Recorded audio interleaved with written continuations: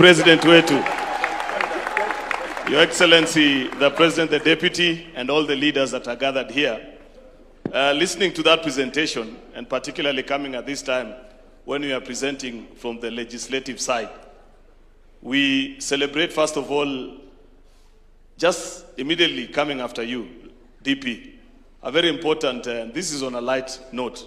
It is not part of our assignment, but listening to you, Deputy President, we celebrate the decision of Parliament on the 17th of October 2024.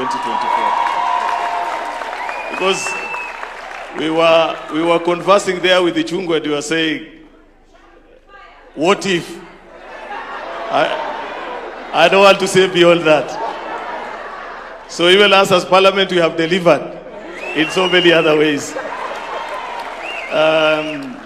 Your Excellency, I'll present the report of the Senate. First of all, I appreciate that the UDA party, Your Excellency, in the Senate we have 22 elected senators, 22 out of 47. That is a record. 22 out of 47 elected senators and 9 out of 20 nominated. Meaning, you know, sometimes I hear people claim that they are the largest party. We don't claim, we actually are. Because the party that comes second to that has only 16. So there's a huge difference between us and them. And I want to believe that going into the next election, we will grow that number even beyond 22, so that we are able to transact business and do the transformational work that we need to do as a legislature. I want to appreciate the support that we have received from the executive side. We have done our part also. The call of leadership is to rise to the challenges of the day. And many times, we at the legislature, when we receive legislative proposals from the executive, we take our time and share our thoughts, infuse that which we feel will work better for the country, and finally send it over to the President for assent, and it becomes law. And many times, we do that fully aware that we went to the campaigns together, you led us as a team, and there are promises that we made to the people of Kenya, which we in Parliament work hard to ensure that we implement. You know, Parliament as an institution, I was trying to imagine, there is no other institution that gets as much flack and battered from the cynics that are in plenty in this country, that we sometimes just sing to the tune of the executive, we do things that are not progressive, and it is possible for somebody who doesn't follow through to understand and see how our work as parliamentarian knits together with the work of the executive to achieve the common vision that we are trying to attain together as a team. I stand here to report to the Council today that as Parliament, we have done our bit as well. I think through each of the items that the DP has spoken to, and I see all the work that the various members of the committees that are here did, moving around the country in public participation, arguing in our committee halls, finally debating in the committee, in the chambers of the Parliament, before eventually concluding on the work to send it here for assent. I imagine, Your Excellency, how each of the work that we have done has transformed the lives of the people that voted for us to be members of Parliament.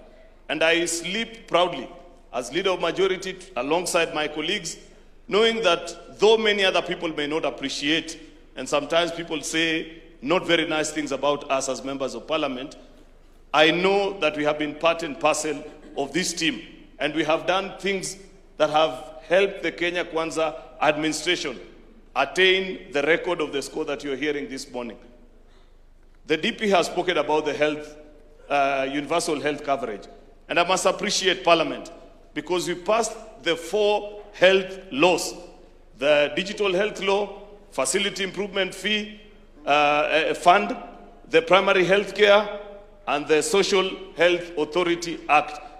At that particular point, I want to appreciate, I know we have members of the County Assembly from Turkana County. We actually passed those 4 laws at the chamber of Turkana County Assembly while we were doing Senate Mashinani.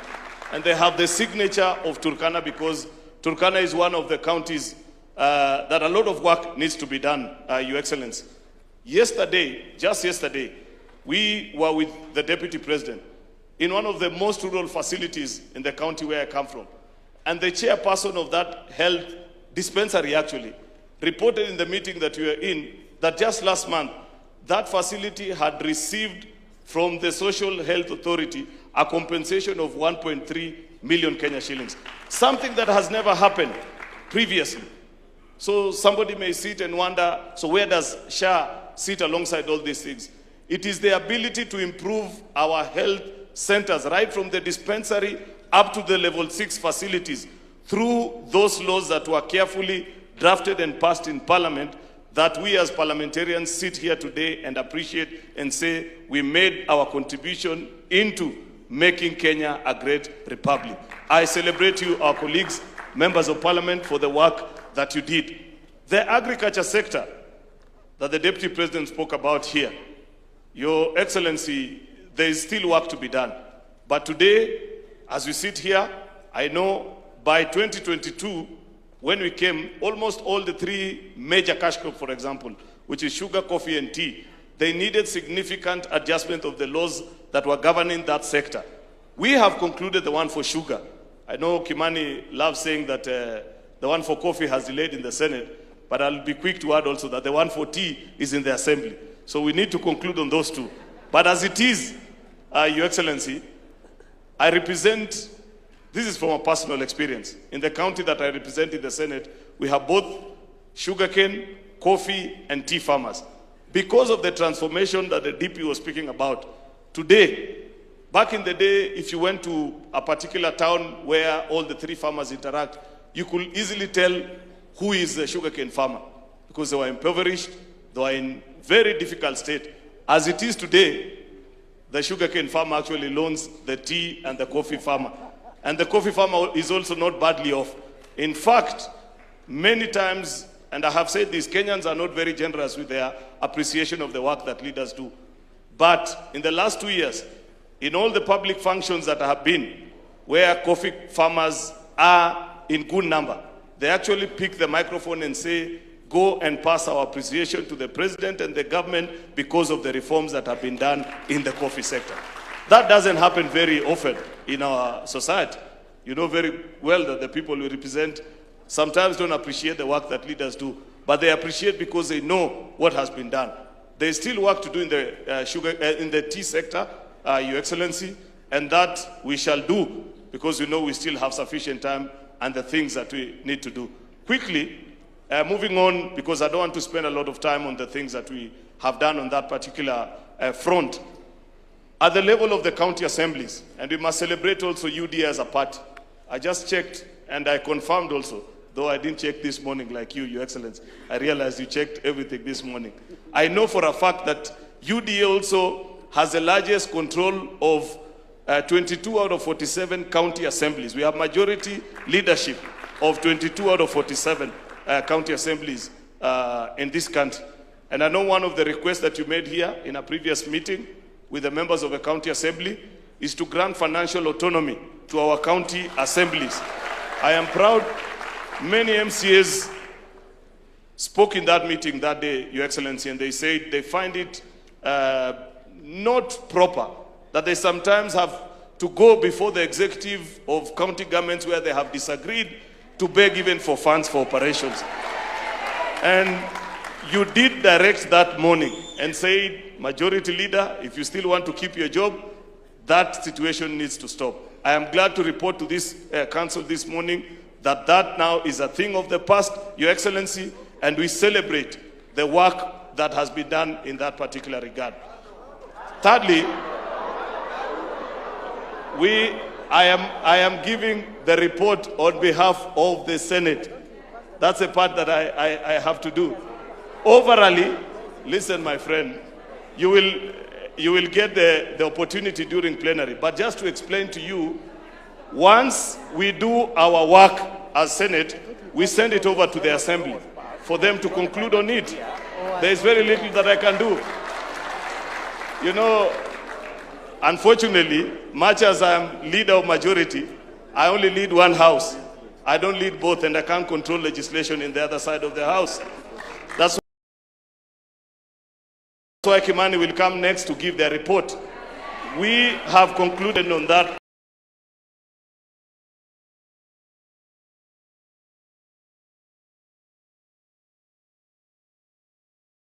Parliament, the pension that you receive is based on what you contributed during your time as a member of Parliament. It is our proposal, and this is something, because eventually we will do an exit report of this session of leadership, that to stop this push and pull, because Treasury have been quite clear with us that they want to stop this business of pension by contribution of other Kenyans and moving it to 100% contributory, just like it is for Parliament. It is a policy position which we need to take, and once it's adopted, we will agree so that at the beginning of a term of a legislative arm, either Parliament or the County Assembly, or even for governors, because Governor Waiguru also keeps on pressing us about this because of their colleague governors, that once this decision is made that we go contributory 100%, that will be the direction, and we will implement that needs to be done. The final thing that I want to say on that particular regard is that we have, Your Excellency, challenges of party leadership in our legislative units, the County Assembly. And I remember at one time, you did direct that we need to make a decision. And perhaps during the plenary session today, Your Excellency, because you did guide that this is going to be a consultative meeting, it will be important that we make a decision on how party leadership is attained in our county assemblies, because the Secretary General will report to you that almost on a weekly, if not monthly basis, there are disputes that arise from county assemblies. And it is the feeling of most members that sometimes, due to their proximity, of course, to national leaders, there is control from the county government to a level that is not effective on the executive side towards the county assembly. That once that decision is made, the political party's amendment that is before Parliament right now, we will put it in law drafted, because as it is today, the parties unilaterally make a decision. But we need to draft it in law so that we make a final decision on how leadership of majority leader, whip, and their deputies is attained at the county assembly, so that we no longer see this business of people coming to vote at the party headquarters. I know it's not an easy decision, but it will be interesting to hear from the members that are here on that particular matter can be resolved. I think, Your Excellency, I have done my 10 minutes. I had two other things that I wanted to say, but I feel I need to respect the fact that you guided us on time. The final thing, I know this is not very easy, Your Excellency, but I have said, I don't know which language to use, that there will be a plenary session. The things that I forget, please raise them during the plenary session. And if you see me avoiding, it's because I don't want to delve into that particular topic, but you have the liberty because this is a council. I want to speak on the issue of shareable revenue. Your Excellency, the Deputy President, you have been a senator before, and you know our perspective on shareable revenue and the dispute that we've always had with our colleagues from the National Assembly on how resources are shared between the two levels of government. While we celebrate that we have moved, actually, it is during the tenure of this administration that we crossed the 400 billion mark. It is the position of the Senate that a lot more still needs to be done. If you see what is being done in our devolved units, you will appreciate, and I know for a fact that we don't have an endless pool of resources, and it's not an easy decision sometimes to decide. But given the balance of power between our House and the National Assembly, I want to argue before you, Your Excellency, today, that in many of the national government projects that are being done today, that there is a correlation between the national and the county governments. After perfecting of the model, it is possible to transfer some of those functions to counties, because our devolved units equally deserve the opportunity to grow and become stable units.